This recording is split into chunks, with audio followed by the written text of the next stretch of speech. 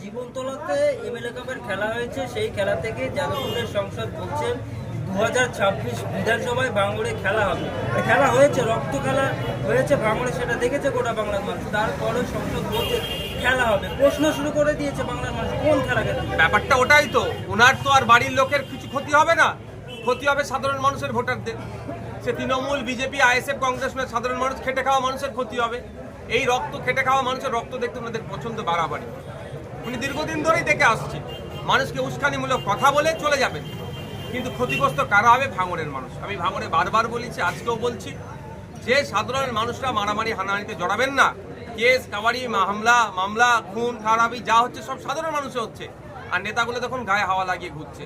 যদি খেলাই হতে চাই তাহলে সায়নী ম্যামকে বলুন, তাহলে রেফারিকে নিরপেক্ষ রেফারি নিয়ে আসুন খেলতে। রেফারি আপনাদের অর্থাৎ পুলিশকে সাথে নিয়ে পিটতে এসছেন, আর যখন জনগণ রুখে দাঁড়াবে পুলিশকে সামনে দাঁড় করে দিচ্ছেন।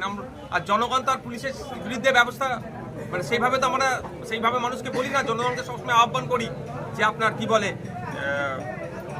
পুলিশের বিরুদ্ধে পুলিশের সাথে হাতাহাতিতে জড়িয়ে পড়বেন না, আইনের ব্যবস্থায় যাবেন, সবসময় বারবার বলি। তো আমি একটা কথা বলি, দেখুন আমার বলার কারণটা এটাই যে রেফারি ছাড়া আসুন বলা মানে না যে মারামারি করতে আসুন। আমি এইবারে এইভাবে কাউকে উস্কানি দিতে পারি না। জাস্ট আমার বলার বক্তব্য এটা হচ্ছে, সায়নী ম্যামরা রেফারির আশ্রয়ে থেকে কাউন্সিলের টিম হয়ে অনেক বড় বড় কথা বলা যায়। কাউন্সিলের টিম যে মাঠে, আমিও তো একটা প্রফেশনাল ভলিবল প্লেয়ার ছিলাম, যে মাঠে কাউন্সিলের টিম থাকবে সেই মাঠে আমাদের জেতাটা কঠিন হয়ে যায়, যত ভালোই পারফর্ম করতাম। ও রেফারি ম্যানেজ করেও তোকে ফাইনালে তুলে দেবে, একটা কাপ রাখতে হবে, এই অবস্থায় দেবে। তো কাউন্সিলের টিম বলে অনেক গলাবাজি করছে। আপনি জানেন যে আমরা অর্থাৎ এই ডিজিটাল মিডিয়া বেশ কিছু সাংবাদিক আমরা বিধানসভা সহ আমরা কলকাতা হাইকোর্টে বিভিন্ন রকম বুদ্ধিজীবী আইনজীবীদের মতামত নিয়ে সেগুলো আমরা জনসাধারণ দরবারে তুলে ধরি। সেইটাকে বন্ধ করার জন্য গতকাল একটা ডিজিটাল মিডিয়ার ক্যামেরা পার্সনকে এবং সাংবাদিককে শাসক দলের মহিলা আইনজীবী মারধর করেছে। কি বলবেন? দেখুন, কে মারধর করেছে ফুটেজ আমি এখনো দেখতে পাইনি, কিন্তু অভিযোগ দায়ের হয়েছে, এটা আমি খবর পেয়েছি। যে বা যারা সাংবাদিকদের উপরে এই গুন্ডামি মস্তানি আক্রমণ করেছে তারা আমি তীব্র নিন্দা ধিক্কার জানাচ্ছি। প্রশাসনের কাছে আমি অনুরোধ করছি, অবিলম্বে তাদেরকে চিহ্নিত করে সর্বোচ্চ শাস্তির ব্যবস্থা করা হোক। মিডিয়া আমার পক্ষে বলতে পারে, আমার বিপক্ষেও বলতে পারে, আমার ভুলটাকে তারা ধরে দিতে পারে। তথাকথিত আমরা তাদেরকে বলি গণতন্ত্রের চতুর্থ স্তম্ভ। তাদের উপরে আক্রমণ কোনোভাবেই বরদাস্ত করা যায় না। দুর্ভাগ্যের বিষয়, পশ্চিমবাংলা কি ভারতবর্ষের বিভিন্ন রাজ্যে আপনারা দেখবেন কিভাবে সাংবাদিকদের উপরে আক্রমণ নেমে আসছে, কিভাবে সাংবাদিকদেরকে খুন করছে, সাংবাদিকদেরকে মারধর করছে, সাংবাদিকদেরকে ভয় দেখাচ্ছে। কারণ হচ্ছে এটাই, আর এটা 100%-এর মধ্যে 80-85% শাসক দ্বারা নিগৃহীত হতে হচ্ছে এই সাংবাদিকদেরকে। আপনি যেটা বলছেন ডিজিটাল মিডিয়ার এক সাংবাদিক তার ক্যামেরা পার্সনের উপরে যে গতকালকে যে আক্রমণ নেমে এসেছে, এটা গণতন্ত্রের উপর আক্রমণ বলে আমি মনে করি। সেই সাংবাদিকের কার্যকলাপ যদি মনে হয় কারো ভালো না লাগে, তার পেশার বাইরে গিয়ে করছে, তার জন্য প্রশাসন আছে, আইন আদালত বিচার ব্যবস্থা আছে, তার বিরুদ্ধে নোটিশ করুক, তার বিরুদ্ধে মানহানি মামলা করতে পারে। কিন্তু তাকে মারধর করা, তার ক্যামেরা ছিনিয়ে নেওয়া, তার ফোন ছিনিয়ে নিয়ে এই ধরনের আচরণ করা কোনোভাবেই কাম্য নয়।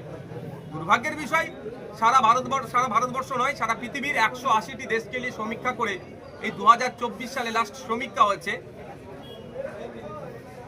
সেখানে ভারতবর্ষের র্যাঙ্ক হচ্ছে 159, 159 আউট অফ 180। ভাবতে পেরেছেন? 180টা দেশের মধ্যে 159 র্যাঙ্কে আমরা আছি। পৃথিবীর সব থেকে বড় লিখিত সংবিধান যাদের কাছে আছে তাদের দেশেই, অর্থাৎ আমাদের দেশেই সাংবাদিক স্বাধীনতাতে কোন জায়গায় আমরা পিছিয়ে যাচ্ছি, তার একটা জ্বলন্ত উদাহরণ হচ্ছে এই গতকালকে যে ডিজিটাল প্ল্যাটফর্মের উপর আক্রমণ নেমে এসেছে। কলকাতা হাইকোর্টে একজন বর্ষিয়ার আইনজীবী যার নাম হচ্ছে আলী আফজাল চাঁদ, তিনি ক্রমশই শাসক দলের ভুল ত্রুটিগুলো তুলে ধরে, সেইটাই শাসক দলের চক্ষুশূল হয়। আলী আফজাল স্যারের উপরেও আক্রমণ হয়েছে, তা থেকে বলেছে কলকাতা হাইকোর্টে আপনি রাজনৈতিক বাইট দিতে পারবেন না। সেটা কোনো উকিল, কোনো আপনার কি বলে মোহরই ঠিক করতে পারে না। চিফ জাস্টিস আছেন, সর্বোপরি ওখানে একটা ভোটাভুটিতে নির্বাচিত একটা অ্যাডভোকেটদের মধ্যে একটা টিম আছে। কোনটা রাজনৈতিক, কোনটা অরাজনৈতিক, কি বক্তব্য দেওয়া যাবে, কি দেওয়া যাবে না, সেটা একটা পার্টিকুলার একজন ইন্ডিভিজুয়াল কোনো দলের অ্যাডভোকেটরা এসে এটা বলতে পারে না। বার আছে, তার থেকে রেজুলেশন যদি পাস করাই সেটা কতটা গণতন্ত্রের মধ্যে থাকলেও বহির্ভূত হলো সেটা প্রশ্ন থাকবে তখন। আর চিফ জাস্টিস আছেন, ওই কাস্টাডিটা হচ্ছে টোটালটাই চিফ জাস্টিসের আন্ডারে। সেটা এখন দেখা যাক চিফ জাস্টিস এইটা নিয়ে কি করেন।